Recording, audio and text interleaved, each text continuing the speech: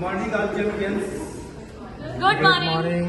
Good morning. एक समय की बात है, दो दोस्त अपना एजुकेशन कंप्लीट करने के बाद अपने रोजगार के लिए किसी दूसरे मुल्क में जाते हैं, तो वहां पर अपने जीवन यापन कर रहे थे। एक बार शाम के समय में शॉपिंग करने मार्केट गए, उन्होंने देखा एक सुंदर सा फल बिकता हुआ दिखाई दिया।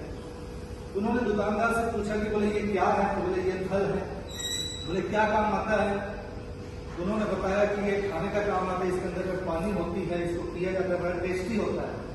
और उन्होंने ये भी बताया दुकानदार ने कि ये जो फल है ये हमारे यहाँ के जो राजा है उनके यहाँ भी हमारे शॉप से ही ये फल जाता है। तो जब उन्होंने देखा कि दुकानदार ने इतना प्रमोशन किया तो वो दोनों ने एक एक फल ले लिया। लेने के बाद शाम के समय में अपने रूम में आते हैं। आने के बाद दोनों ने उस फल को खाने का प्रयास किया, इधर से चबाने का प्रयास किया, इधर से चबाने का प्रयास किया। जब उस फल के अंदर में किसी भी तरीके से कोई टेस्ट नहीं आया तो उन्होंने ले जा करके वो डस्टबिन में डाल दिया। वापस आए अपने देश में।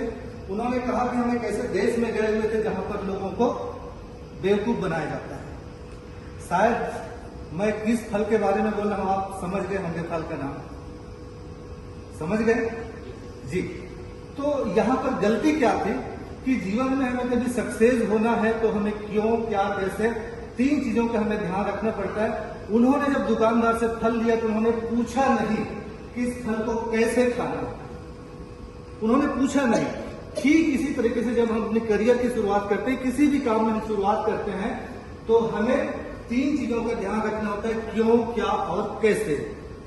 ठीक इसी तरीके से मैंने भी अपना एजुकेशन जब कर रहा था तो मैंने अपना करियर की शुरुआत लाइफ इंश्योरेंस से किया। 3 साल तक मैं अपने स्टूडेंट लाइफ में पार्ट टाइम मैंने किया और जीवन में सब कुछ ठीक ठाक चल रहा था। 2004 की घटना है, एक घटना ने मेरी जिंदगी को पूरी तरीके से बदल करके रख दिया। यह है जून 2004 की बात है। मेरा 3 साल का बेटा था, उनको मैंने अपने शहर के किसी स्कूल में एडमिशन के लिए वहां पर लेकर के गया था। जब मैंने एडमिशन के काउंटर पे गया, स्कूल का मैनेजमेंट है, उन्होंने मेरे सामने में फीस का स्ट्रक्चर मेरे साथ में रखा, मेरे पास में रखा। जब मैंने वो पेपर देखा तो जो फीस का जो स्ट्रक्चर था वो मेरा पॉकेट अलाउ उतना करता नहीं था। तो मैंने वहां के मैनेजमेंट से रिक्वेस्ट किया कि सर या तो मुझे EMI की सुविधा दिया जाए या तो मेरे फीस में थोड़ा सा कंसेशन किया जाए। लेकिन दोस्तों उस समय में स्कूल का जो मैनेजमेंट है उन्होंने जो 2 टूक में जवाब दिया था वो जवाब ये था, उन्होंने कहा कि आपका पॉकेट अलाउ करता है तो आप अपने बच्चे को हमारे स्कूल में पढ़ाओ, अन्यथा इस शहर में आपके बच्चे के लिए बहुत सारे स्कूल हैं। दोस्तों उस समय मैं अपने बच्चे को लेकर वापस आ रहा था। मेरा 3 साल का बेटा था, वो मेरे कमीज को खींचते हुए बोलता है कि पापा मैं इसी स्कूल में ही पढ़ूंगा ना।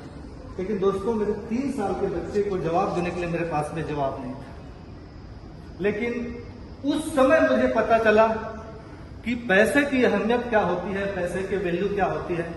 मैंने सोचा था कि आने वाले समय में कुछ ऐसा करना है कि मेरे जो बच्चे हैं वो इंडिया के टॉप यूनिवर्सिटी में मैं उनका एजुकेशन दिलाऊं। और कहा जाता है जहां चाह होती है वहां राह होता है। कुछ ही समय के बाद एक अपॉर्चुनिटी मेरी लाइफ में है। मैं डायरेक्ट सेलिंग इंडस्ट्री में काम करता हूं। दिसंबर 2004 6 महीने के बाद वो अपॉर्चुनिटी मेरे पास में आई। मैंने सबसे पहले वहां आने के बाद मैंने अपने जो सीनियर हैं, जो गुरु हैं, उनसे मैंने वाई सीखा, फिर मैंने सीखा हाउ। ये 2 चीजों को सीखते हुए मैंने लगातार काम किया और काम करने के बाद शुरुआत में मुझे लगा था कि मैं अपनी जरूरतों को पूरा करूंगा, मैं अपनी अच्छी जिंदगी जीऊंगा, मैं अपने बच्चों को अच्छा एजुकेशन दूंगा।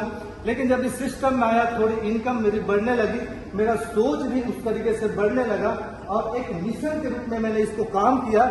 और मैंने ये सोचा कि इस तरह के स्कूल में फीस पूरा नहीं भर पाने वाले सिर्फ अकेला ये पेरेंट्स नहीं होगा, बल्कि हिंदुस्तान के अंदर में बहुत सारे पेरेंट्स होंगे जिनकी हेल्प किया जा सकता है। और आज मैंने अपने करियर को, डायरेक्ट सेलिंग इंडस्ट्री को एक मिशन के रूप में बनाया है और मैंने टारगेट लिया है कि 1 लाख लोगों को, 1 लाख पेरेंट्स की जिंदगी में मैं बदलाव लाऊंगा, जो किसी भी तरीके से अपने बच्चों को सिर्फ पैसे की कमी की वजह से अच्छे स्कूलों में नहीं पढ़ा पाते। Thank you.